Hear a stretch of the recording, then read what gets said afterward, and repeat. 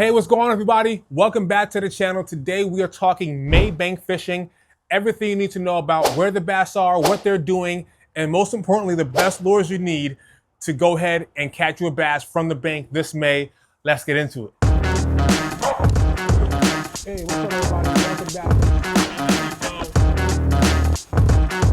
back. May is a great month. I'm a little partial to May because my PB was caught in early May last year. I was out there fishing, caught my PB, didn't expect it, but I was really happy with it. So May has a special place in my heart, and it's just a great month for bank fishing, especially because now the whole country is fishing, not just the South, right? Can't stand y'all, still can't stand y'all, but I'm a little less bitter because now it's my turn. So some people up north have been fishing for a little bit, but it has been, cold this month. Last April, it's been really cold. So now we have everybody's fishing, but we're all in different phases of the fishing process, right? So the southern anglers are now in that post-spawn, like they're post-spawn, they're done. Middle of the country, you may be in that spawn, right? You may be anywhere between pre-spawn and post-spawn, like anywhere in there. In the north, we are still like really in that pre-spawn, beginning pre-spawn phase. Like we have been cold, right? The water temperature is still like low 40s, right? So it is really, really cold up here still north. But now we're all in the game, we're all fishing, but we all are looking for different things. So up north, we are looking for, those bass in those transition spots, right? They're looking for those staging areas still. We are fishing shallow. We are looking for, any bus stop where bass may be, right? There may be a stump out, there may be a rock pile out. For my bank anglers, you're looking for points, right? You're looking for anything that might be an obstruction that you can see in a casting distance. You want to get out that way. Still looking for laydowns. You're looking for shallow areas in your body of water that may be where the bass want to spawn. So you'll be cruising, looking around for where to spawn.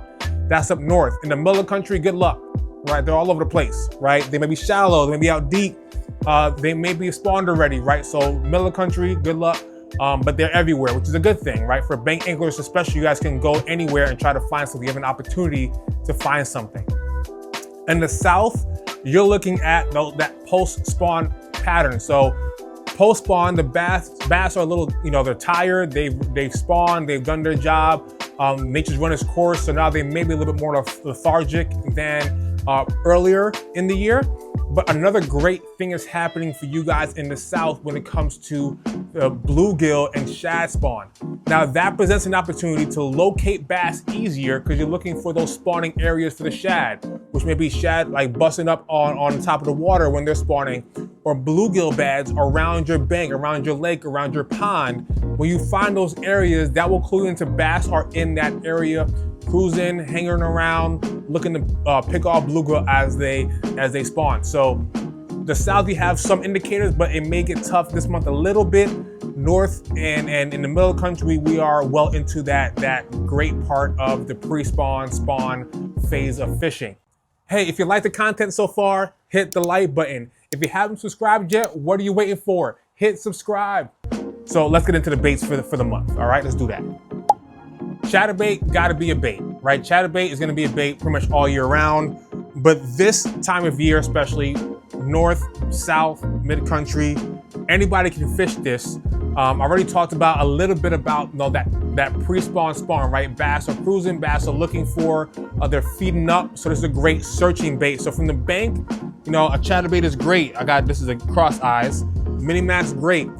In the north, you can fish any size you want right now because, they're looking to just eat, looking to feed up. A tip for chatterbait anglers from the south. Now with the bluegill spawn happening and, knowing that you want to really focus on that color, you may want to switch up your trailer. So if I'm in the north, I can kind of fish that, Kitech trailer, that pintail trailer, those work great. In the south, I might choose a different trailer. So I might use something like this Yamamoto Seiko, right? This is a great bait to mimic that bait fish, that bluegill presentation. It has these ribbed tail right here that give that natural kind of sway to the back of the paddle tail. They also have a version of this that has more of a bluegill style, that swim bait style tail.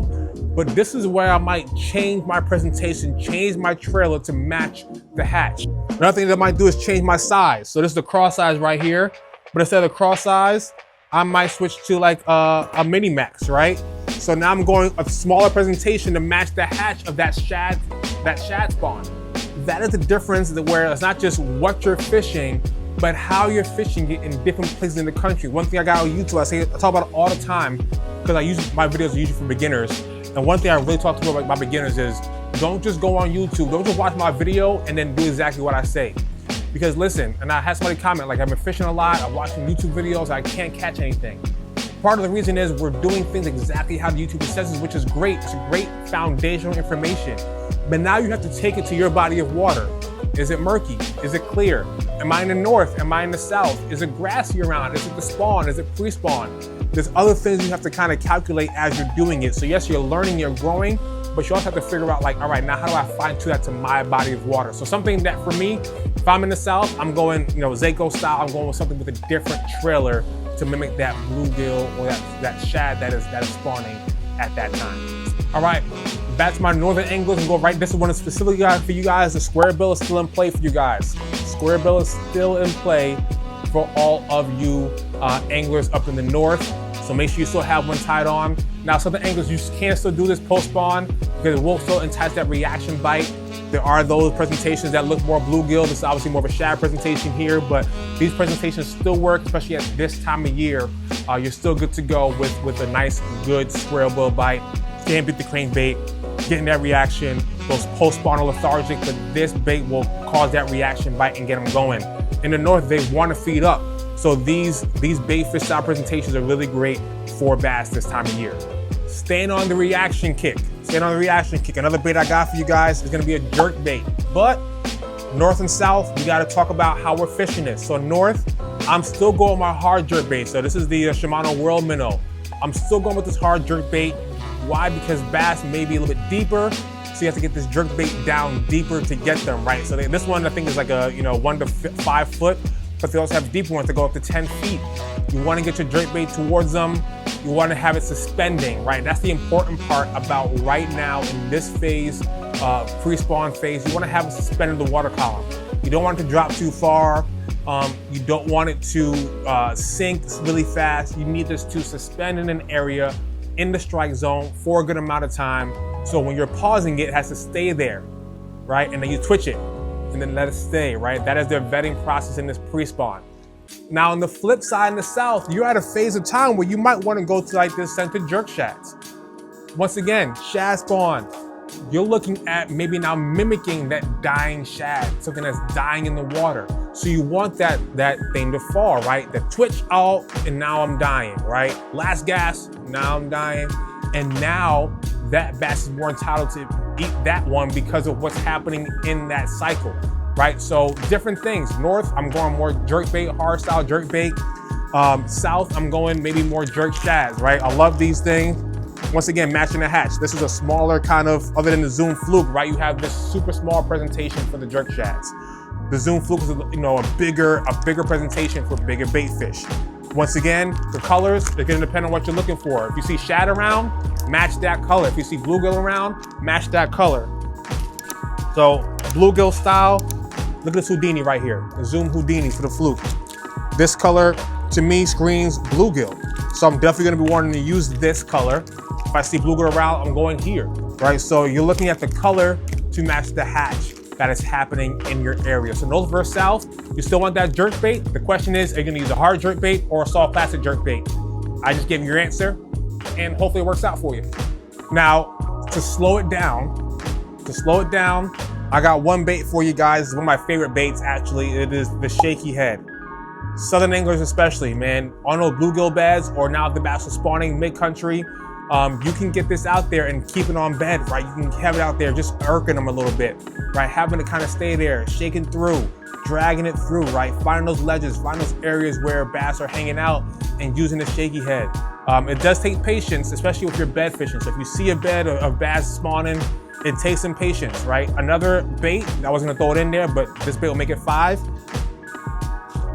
Your Senko, right? So your Shaky Head or your Senko, 2 great options for if you see bass still on bed trying to spawn, you can try to get them that way.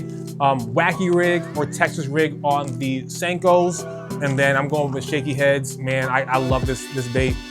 2 years ago, this is the only bait I threw, pretty much. Like, I was just so confident in it. I've gone away from it last year just because I was trying other baits out, but this is one that I'm super confident in.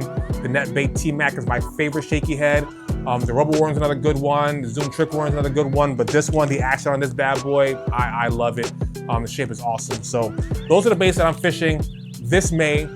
Bank fishing is picking up, right? School's gonna be out of session soon. College is out of session pretty soon, and the banks will be filling up. So take your opportunity, if you can, to go out there, hit the bank, have some fun, and catch some bass. Hey, thanks for watching the video, and hey, I'll see you in the next one.